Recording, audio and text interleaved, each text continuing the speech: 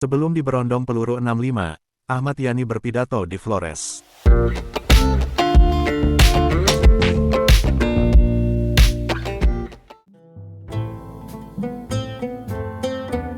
Sahabat suara Flores yang budiman, Letnan Jenderal TNI Ahmad Yani menjadi salah satu jenderal era Soekarno yang ditembak mati dalam peristiwa gerakan tanggal 30 September tahun 1965. Saat itu Ahmad Yani menjabat sebagai Menteri Panglima Angkatan Darat Kepala Staf Komando Operasi Tertinggi. Ahmad Yani dieksekusi mati bersama Letkol Donald Ishak Panjaitan oleh pasukan pimpinan Letkol Untung yang saat itu menjadi Komandan Batalion 1 Cakrabirawa. Jenazah mereka bersama 5 tentara lainnya ditemukan di sebuah sumur tua di Lubang Buaya, Jakarta Timur pada tanggal 4 Oktober tahun 1965.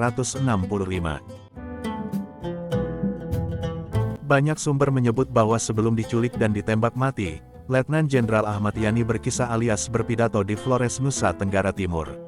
Ahmad Yani sebagai Menteri Panglima Angkatan Darat Kepala Staf Komando Operasi memilih Flores, tepatnya di Ledalero, sebagai salah satu titik kunjungan di wilayah Indonesia Timur. Misi besar kunjungan Ahmad Yani saat itu yakni memperkuat Pancasila dan Persatuan Indonesia. Kala itu, tanggal 25 September tahun 1965, Ahmad Yani bersama Donald Ishak Panjaitan dan rombongan menginjakan kaki di Flores, Nusa Tenggara Timur. Adapun pesan penting yang dihembuskan sang jenderal di Flores ketika Soekarno dan Soeharto diselimuti gerakan intelijen atau CIA Amerika Serikat yang disebutkan menjadi kekuatan Soeharto. Apalagi ada kedekatan antara Soeharto dan Letkol Untung yang memimpin gerakan itu. Setidaknya ada sejumlah pesan penting Ahmad Yani dalam pertemuan bersejarah seminggu sebelum dieksekusi mati.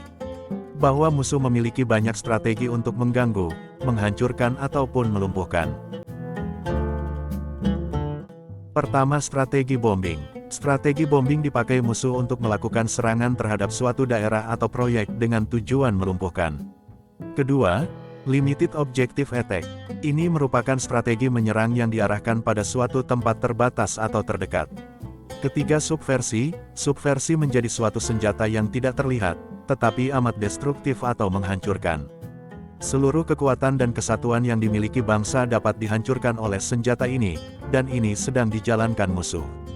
Keempat, invasi. Strategi invasi dipakai ketika 3 strategi di atas belum berhasil, sehingga ada kemungkinan senjata terakhir adalah invasi atau penyerbuan pasukan.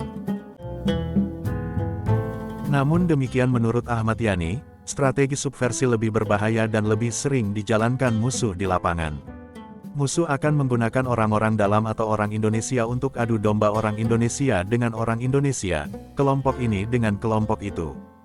Misi besar musuh di puncak adalah terjadi tabrakan antara orang Indonesia dengan orang Indonesia, dan musuh akan senang memantau dari jauh melihat kekuatan terbagi dan persatuan retak.